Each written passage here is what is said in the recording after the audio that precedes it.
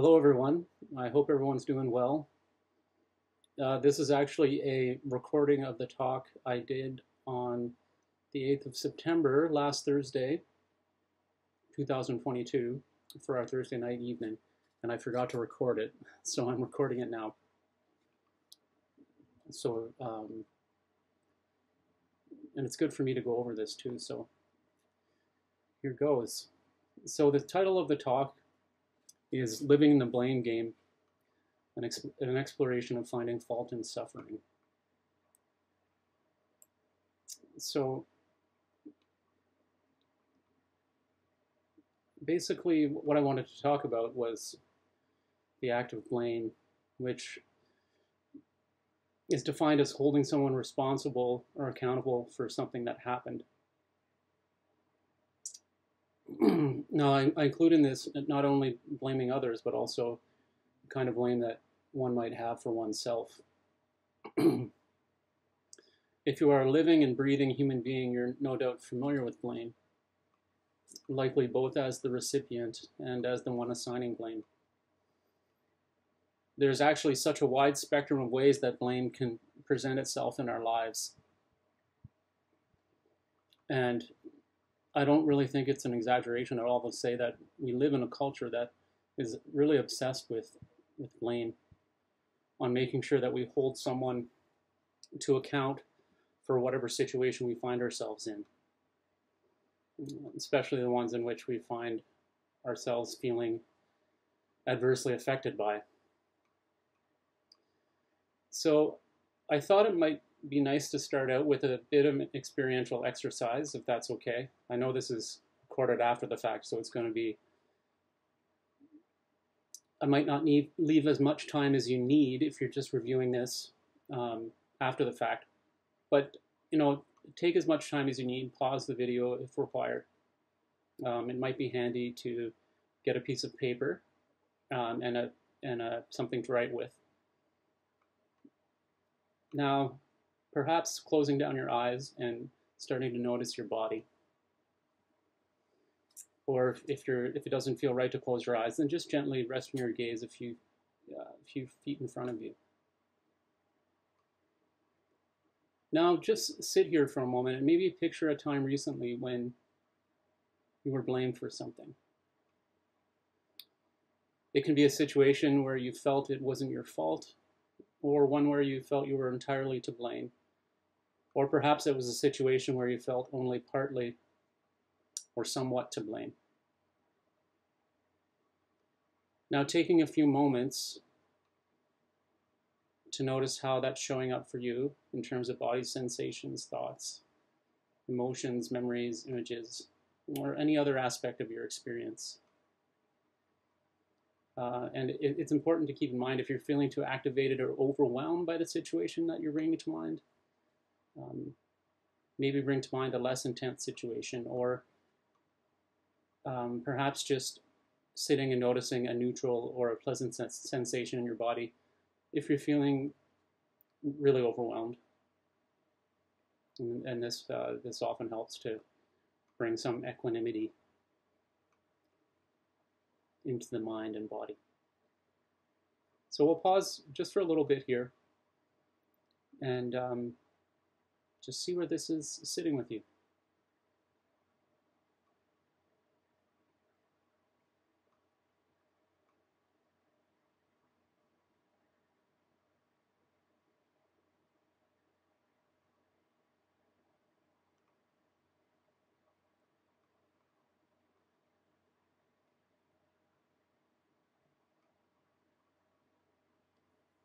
Now, perhaps taking a few seconds to make a note, either mentally or on your paper, of what showed up for you here in this exercise, in the body and in the mind. I'll give you a little bit of time to just sit with that.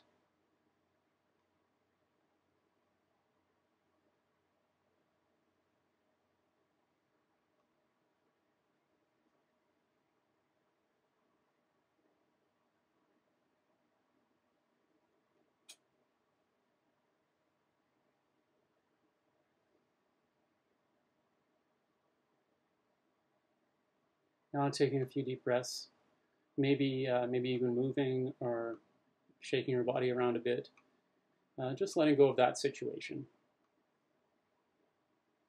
And I'd like to change gears a little bit, and maybe instead of bringing a situation where you felt you were blamed, bring to mind a situation where you're blaming someone else for something that happened. Similar to the last one, just in bringing a situation to mind where you were blaming someone else. And just taking a few moments to see how that's showing up for you in your mind and in your body. Maybe closing your eyes again if you open them up while we consider this new situation. I'll give you a bit of time here to bring that scenario to mind. Maybe not the worst scenario ever that you've experienced where you were blaming someone else, but just a situation that you can work with.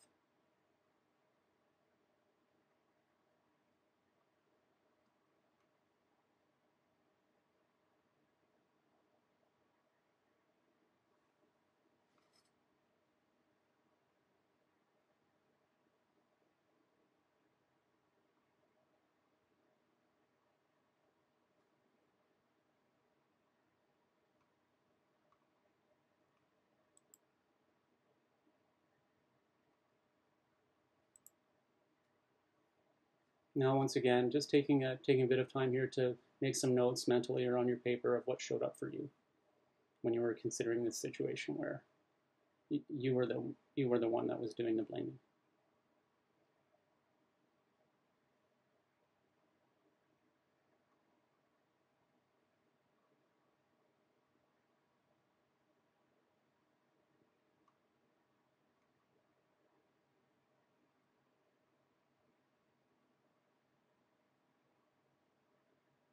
Now, taking a few deep breaths, we're just going to let go of that, maybe moving around or shaking your body a bit, if that helps. And so it was nice in our group because we were able to discuss at this point, and there was some sharing going from a couple of the group members, and it was nice to hear their experiences. But maybe just sitting with your experience here for now, and just keeping it in mind as we move through the talk.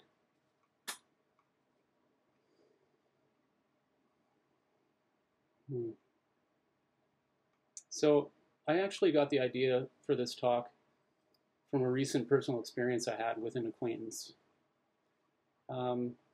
It started out with what seemed to be what I thought was a simple miscommunication, in which it seemed that I and this other person I was dealing with ended up having a completely different take on a conversation that transpired between us.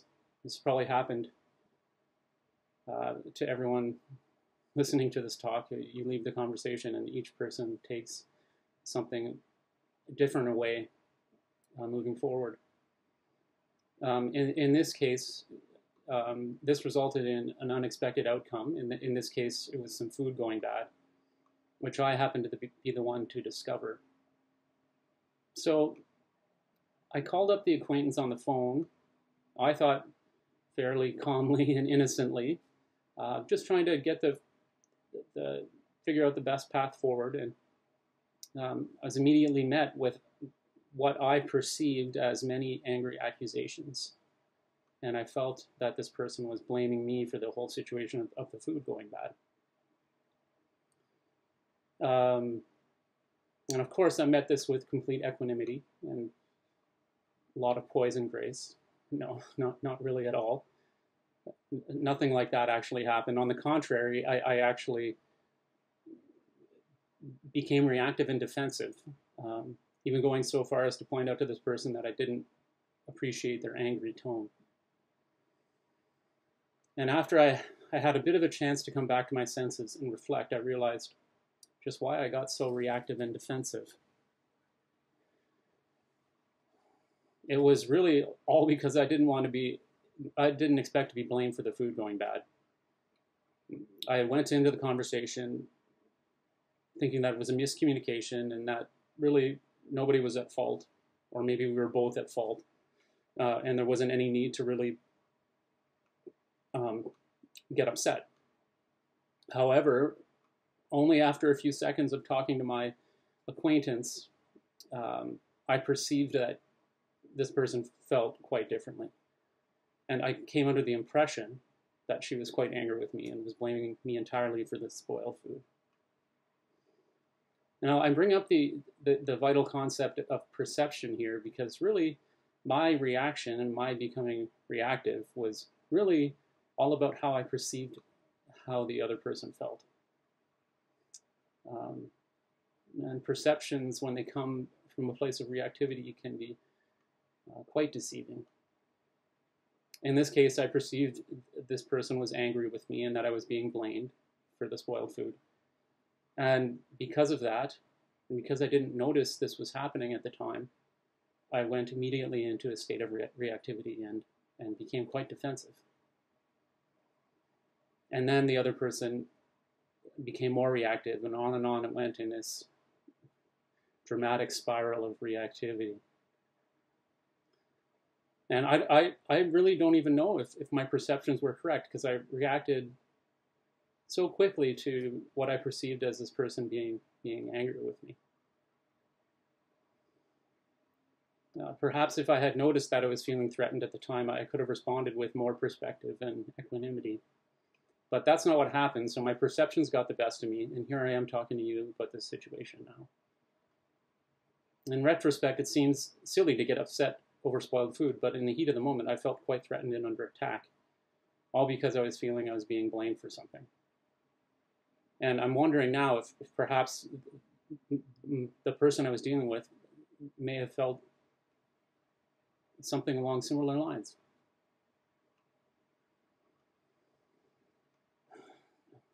I'm sure we've all been in these kinds of situations, at least many of us.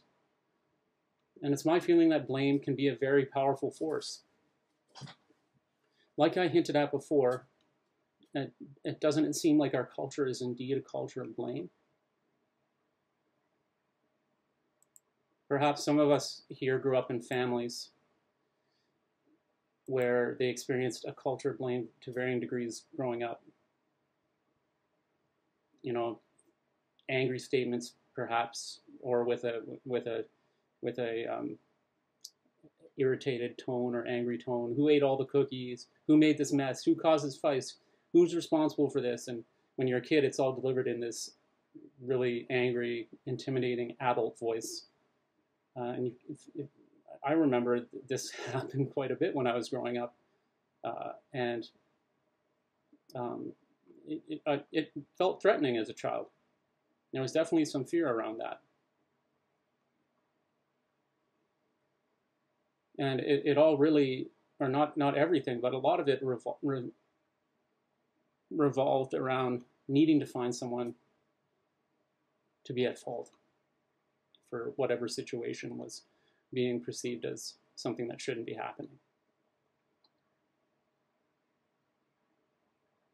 And similarly, when you take it outside of the home, look at things like politics, where we see politicians blaming and getting angry with other politicians, particularly those from other political parties, and place all the blame on these other politicians of different political stripes, and placing all the blame on them for all the problems we're having in our society.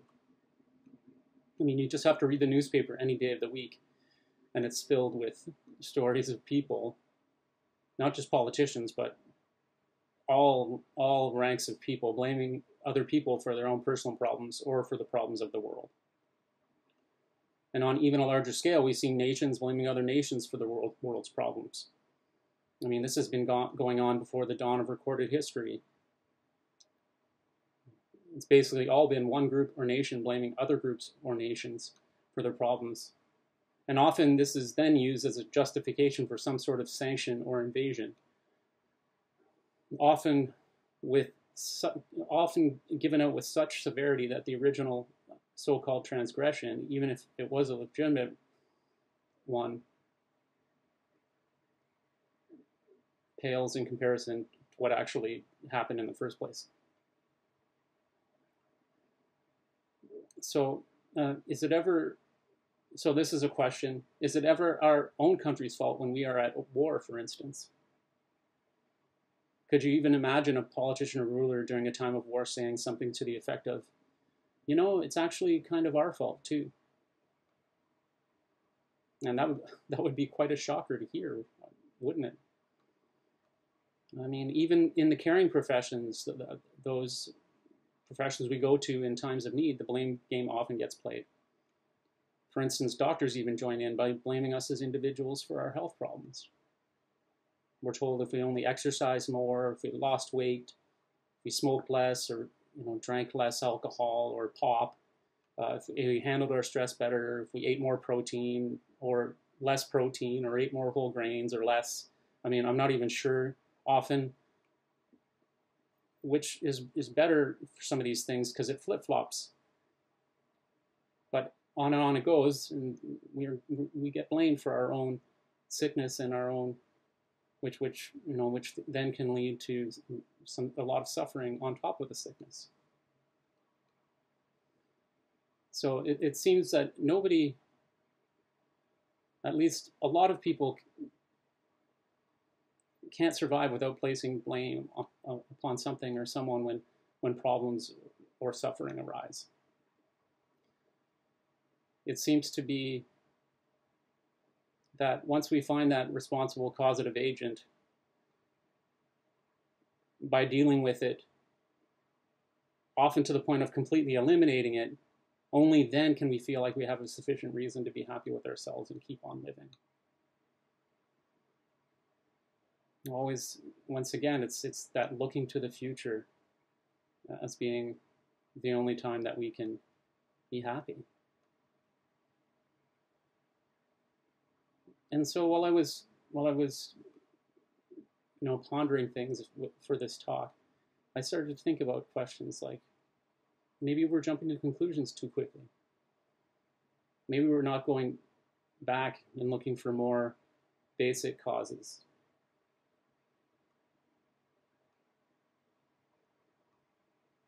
And I was thinking, you hear people saying, I know what the cause of that problem is. We were talking about the doctors or the politicians or even us in our daily lives, or I know who's to blame for that. I was thinking it might be quite helpful to ask more follow-up questions.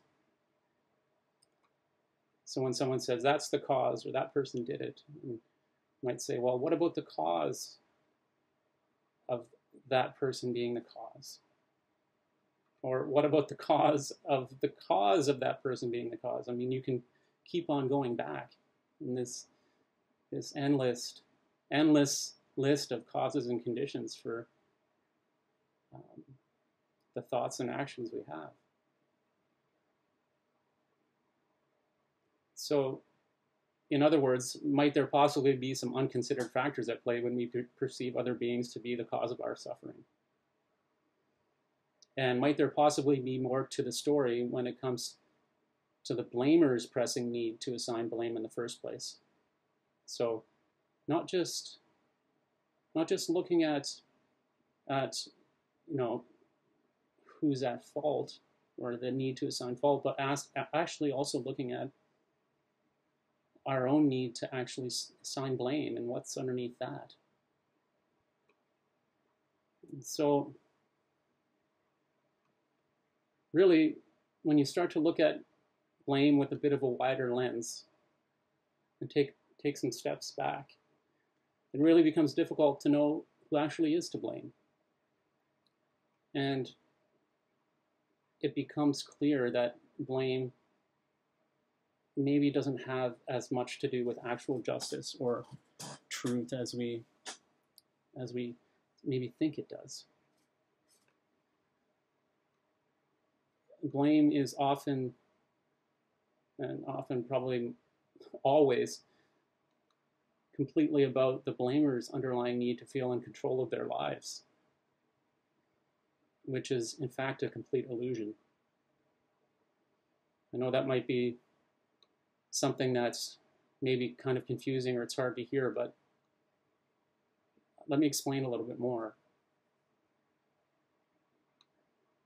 And I'll explain it in a few seconds there. But I just also wanted to look at what happens if we can't find somebody outside of us or something outside of us, some factor outside of us to blame for our suffering. We often end up turning upon ourselves because we have this ingrained, deeply conditioned need to find blame for our problems. And this is all in the name of trying to maintain some semblance of personal control over our lives. I mean, this turning inwards on ourselves is really, really painful. One of the most painful things, I think, and can result in a whole bunch more suffering with things like shame and self-hatred and depression and despair. I know that I've been there, and I know lots of other people that have been there, and it's a really dark and painful place to be in, with all this self-blame.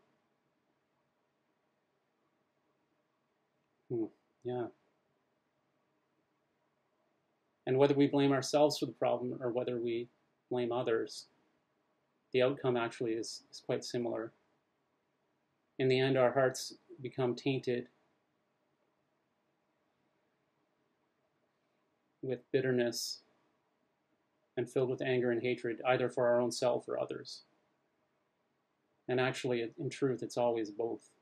Whether the starting point is hatred for yourself or hatred for others, it spills over to the opposite side as well. Same thing for anger. And we find ourselves more and more in a pervasive state of fear and feeling increasingly isolated, becoming more and more disenchanted and disconnected and disintegrated from ourselves and from others and from the world around us. Ultimately, we forget our true nature.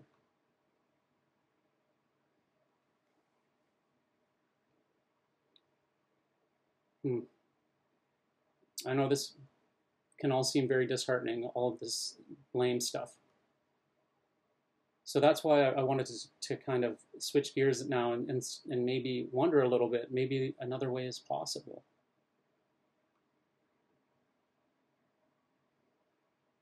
Looking at it from the perspective, if it's not your fault and it's not other people's fault, or the fault of something outside of you, then who's at fault for all the suffering we see in the world? First of all, I want to dispel any notion that you are to blame for your own blaming, whether it's you blaming others or yourself. Because that's something that we do. We even blame ourselves for being blameful. And that just amplifies things. I know I've done this a lot in the past. And like I'm doing now, all I really do now is smile at the situation and realize, no, this is what minds do. Our minds even will blame ourselves for blaming.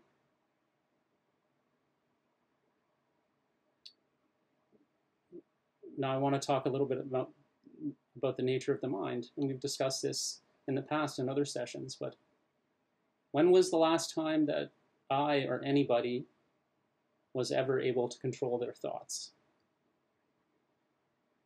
We don't control our thoughts. They just come and go as they please. And all we can do is really watch them, just like clouds come and go in the sky. Like Stephen says, and I love it when he says this because it's just such a succinct way of summing up this principle, but this is just the mind doing what minds do. And truly that's all it is.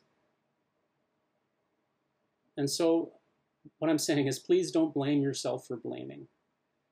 Because just like all thoughts, even the blaming thoughts are totally beyond your control. And if you look at it, if you apply that same thing to others, other people's thoughts, if they're blaming themselves or they're blaming other people or things, those thoughts are also completely beyond their personal control. And that includes blameful thoughts just as much as any other thoughts. So maybe that might be helpful to keep in mind when we're interacting with other people in our daily lives, that they're having thoughts and they're coming and going totally beyond their control. And that might be something that maybe just kind of reframes things a little bit.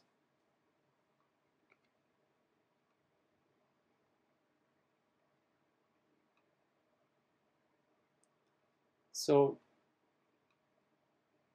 I want to expand a little bit now on what I was talking about earlier, which is that blame is actually a concept or a type of thought. I found it helpful when examining blame to notice thoughts associated with blame, ideally as these thoughts first arise. Whether blaming or being blamed, whether we're doing the blaming or we're the ones being blamed, both of these are thoughts or concepts. And these may be experienced with other body sensations or not. And in the case of blame, the thoughts are often quite complicated, involving a whole bunch of different strands and connections. And the more the thoughts come on board, and the more detailed and intricate the thoughts are, the more they're removed from our actual direct experiencing of what's going on. It becomes increasingly an abstraction of reality. So what I'm saying is maybe over the next little while, maybe just trying to notice when these blameful thoughts are arising. Just noticing them without feeling a need to like change or have something be different. Just noticing that the thinking is there and it's arising.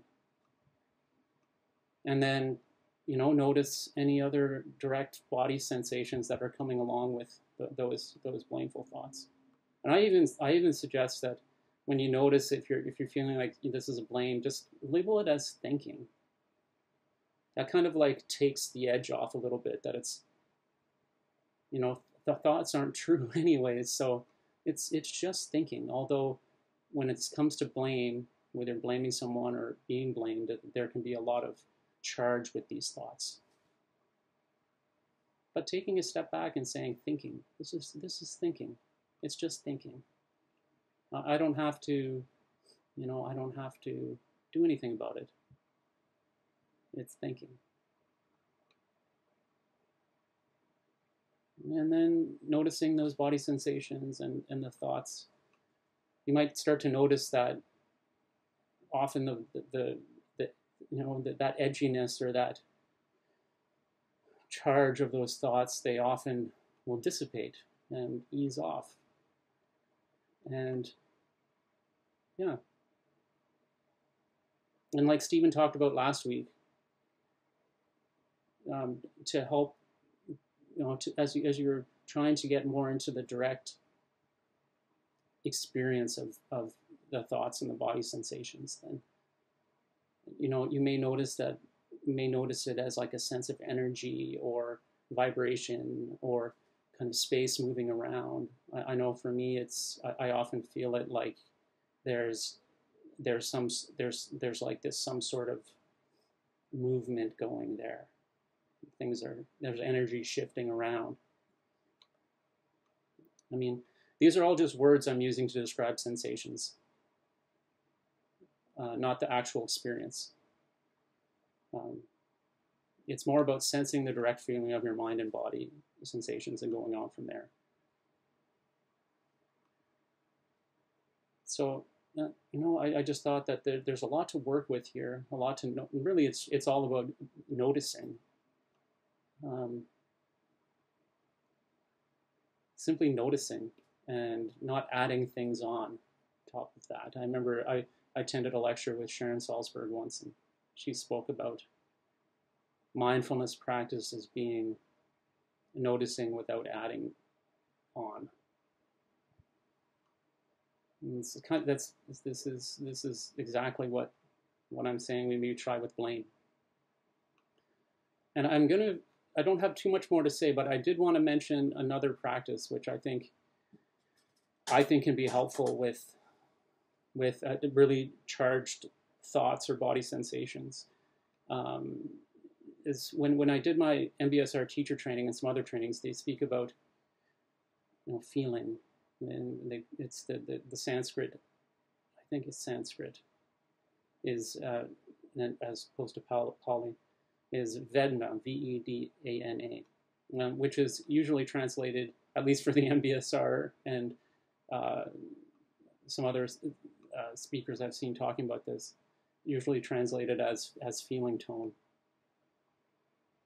And likely many of you here know that in the Buddhist tradition there are 3 types of feeling tone, or Vedana. There's the unpleasant and the pleasant and the neutral. So when you're looking at the feelings, it may be, or looking at the body sensations, or the thoughts too. Yeah, it may be helpful to take note of the feeling tone. So this is done at first. This is done by first labeling the sensation as either pleasant, unpleasant, or neutral. So, and just noticing the types of, or the parts of your experience that are unpleasant, pleasant, neutral, and do this around the blame for this particular thing. But this can apply to any situation. And I mean, I'm sure there's many teachings on the use of feeling tone, but I really have found it helpful with the blame issue, or difficult sensations, or actually all sensations. I'm going to say it's useful for all, whether it's thought, sensations of the mind or body sensations, to notice the feeling tone, and then to see what you might notice. Oh, the unpleasant ones, this one's unpleasant, and actually now I notice a little bit of subtle, very subtle, like resistance to that sensation. And then you can notice, oh, resistance, and just noticing it, and just allowing it to be there, noticing it, even naming it if it's resistance. And often with the pleasant ones, what I've noticed anyhow is the pleasant ones find there's like this subtle kind of desire or kind of craving for that to stay longer, or not to go away. So kind of holding on to it and clinging to it a little bit. And it's for me, it's been very subtle to notice these things. So,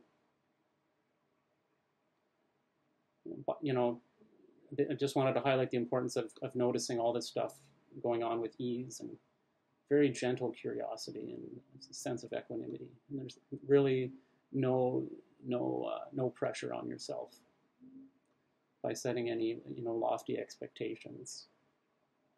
You just set the intention to notice, and then even see that intention can then go, and just see what happens. And you might find this kind of labeling with this feeling tone, and seeing if there's any subtle things going around that you notice when you've labeled your experience with a feeling tone.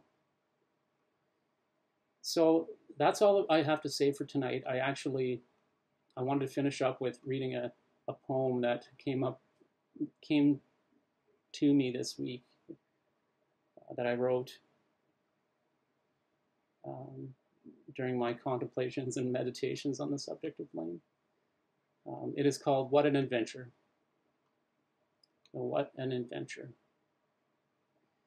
You are at fault yet blameless, the hurt and the hurter, the cut and the cutter, wounded deeply yet healed fully. The dagger that plunges and cuts to the core, yet time, space, and knowing that heals and forgives all, even the lethal wounds. For only death brings forth life, and life death. There is no difference between the two, only this most beautiful path. Through meadows filled thick with wild flowers, fragrant forests full of old pine and tamarack, over scents and needles and thick truncal tapestries, through concrete jungles, past all these wondrous faces, twinkling lamppost stars, around and through moons and suns and comets, only to be spit out the other side of countless black holes, to experience yet another Big Bang, expanding forever into itself, only to collapse into nothing. Bounce and bang, bang and bounce, woof, warp, and woof, warp. Clatter, swish, poof, pow, wee, whoosh, yippee, wow.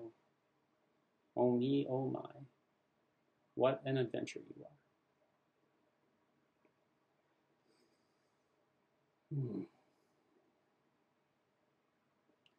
Thank you for hearing my talk, and it's been wonderful to share this with you, and I really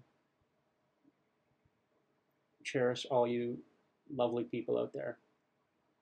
Take good care of yourself, and we'll see you again soon. Okay, bye.